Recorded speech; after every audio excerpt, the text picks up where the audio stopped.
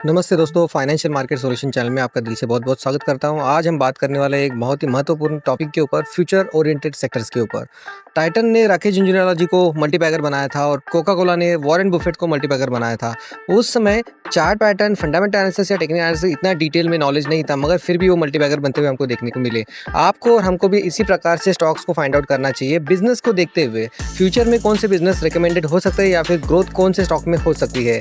जी हाँ दोस्तों, फ्यूचर बहुत ही इंपॉर्टेंट है फ्यूचर। अगर आप ड्रोन्स की बात करेंगे तो ड्रोन्स आज की तारीख में बहुत ही बड़ा मल्टीबैगर सेक्टर हो सकता है। 40 से ज़्यादा अलग अलग चीज़ों में ड्रोन्स का इस्तेमाल होने जा रहा है और हो भी रहा है और बड़े पैमाने पे भविष्य में होगा। अगर आप इमरजेंसी सर्विसेज, मेडिकल फैसिलिटीज़ की बात करें या अर्बन प्लानिंग की बात करें, रियल एस्टेट की बात करें, आर्किटेक्ट की बात करें या सिक्योरिटी सर्विलेंस जैसे सीसीटीवी कैमरा होता है, या बिजनेस कमर्शियल की बात करें या एग्रीकल्चर की बात करें, या ऐसे बहुत सारे सेक्टर्स में आप देखेंगे आज ड्रोन का इस्तेमाल बड़े पैमाने पर किया जा रहा है। और इंटरनेशनल मार्केट की बात करें तो वहाँ पर तो हमसे ज़्यादा इस्तेमाल किया जा रहा है। अगर आप इंडियन ग्रोथ की बात करेंगे तो 2023, 24, 29 तक ये CAGR 17% से ग्रो करते हुए हमको देखने को मिल रहा है। तो ऐसी एक कंपनी मैंने फाइंड आउट की है, डिलीवरी, जो रिसेंटली ही लिस्टेड हो चुकी है। काफ़ी बड़ी कंपनी है और ये कंपनी करती है दोस्तों लॉजिस्टिक में काम। आज हमको ये दिख रही है कि ये ऑल टाइम हाई से 27% तक गिर चुकी है। मतलब इसका अच्छा है कि ये पोटेंशियल हो सकती है, क्योंकि आज ये रेवेन्यू जनरेट नहीं कर रही है, बट डेफिनेटली आगे चल के ये रेवेन्यू जनरेट करे, क्योंकि अभी तो इनका पूरा के पूरा फोकस लॉजिस्टिक बिजनेस पे है। और उसमें वो क्या करते हैं, पार्सल डिलीवरी करते हैं, हैवी गुड्स का करते हैं, फ्रेट्स का करते हैं, warehousing, supply chain, cross border express और फ्राइट सर्विसेज और सप्लाई चेन सॉफ्टवेयर, इन सब बातों पे काम करते हैं और इससे उनका रेवेन्यू आता है 100%। मगर ड्रोन सर्विसेज में अपना वो डाइवर्सिफाई करते हुए हमको देखने को मिल रहे हैं और उसके लिए जो अप्रूवल लगते हैं वो सभी अप्रूवल उन्हें मैन्युफैक्चरिंग के रिलेटेड गवर्नमेंट ऑफ इंडिया से ले चुके हैं और उसकी पूरी तैयारी हो चुकी है। MCA से इसके लिए अप्रूवल लेना पड़ता है, आप सभी को पता होगा। तो उन्होंने अपनी एक कंपनी फॉर्म की है, delivery robotic India private limited, और 3 जुलाई को उनको उनका अप्रूवल भी मिल चुका है। ये पूरी तरह से 100% डिलीवरी के अंडर की सब्सिडी कंपनी रहेगी और उसमें उन्होंने अभी फिलहाल शेयर कैपिटल 500 करोड़ डाले हैं, जहां पे वो काम करेंगे प्रोड्यूस का, मैन्युफैक्चरिंग का और अनमैन एरियल। आगे चलते हुए ये ग्लोबली भी सेल करते हुए हमको देखने को मिल सकते हैं। इंपॉर्टेंट और कंक्लूजन क्या है दोस्तों कि डिलीवरी ये तो शुरुआत है, उसके बाद भी बहुत सारे ऐसे शेयर्स है, बहुत सारे ऐसी कंपनियां हैं जो एग्जिस्ट करती है डिलीवरी मार्केट में।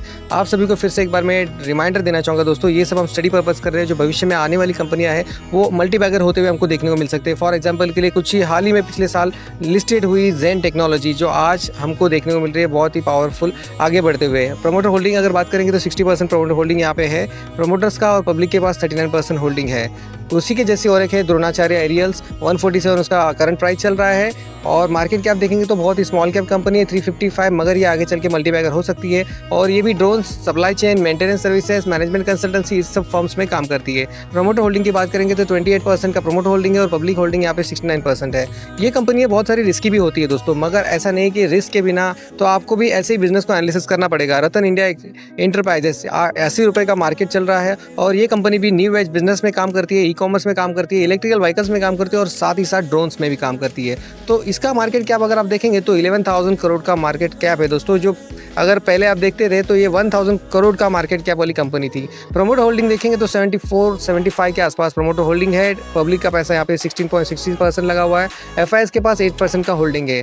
आइडिया फौज भी पिछले साल लिस्टेड हुई कंपनी है, मगर ये कंपनी फिलहाल ऑल टाइम हाई से 36% रिकवर, मतलब बेरिश जोन होती हुई हमको देखने को मिली है। मगर यही सही समय होता है दोस्तों इन सब चीज़ों का एनालिसिस करके, फंडामेंटल एनालिसिस करके, डेप्थ स्टडी करके कौन सी कंपनी बेस्ट है उसके ऊपर पैसा या फिर दाव लगाने का, लॉन्ग टर्म के लिए, ना कि शॉर्ट टर्म के लिए, क्योंकि ये कंपनियां लॉन्ग टर्म मल्टीबैगर होती है, ना कि एक दिन में या 2 दिन में या 10 दिनों में।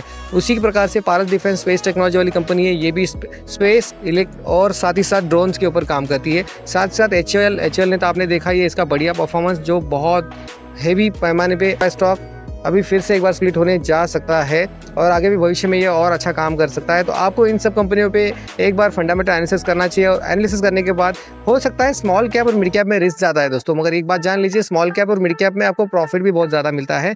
तो इसके लिए आपको एनालिसिस करना पड़ेगा, जैसे राकेश झुंझुनवाला जी ने किया या फिर अदानी जी ने किया, या फिर बहुत सारे ऐसे आपको नाम मिलेंगे जिन्होंने अपना बिजनेस में पैसा डाला, इन्वेस्ट किया, लॉन्ग टर्म के लिए होल्ड किया और आज वो मल्टीबैगर बन चुके हैं, या फिर वो आगे भी मल्टीबैगर बनने वाले स्टॉक्स को उन्होंने फाइंड आउट किया है।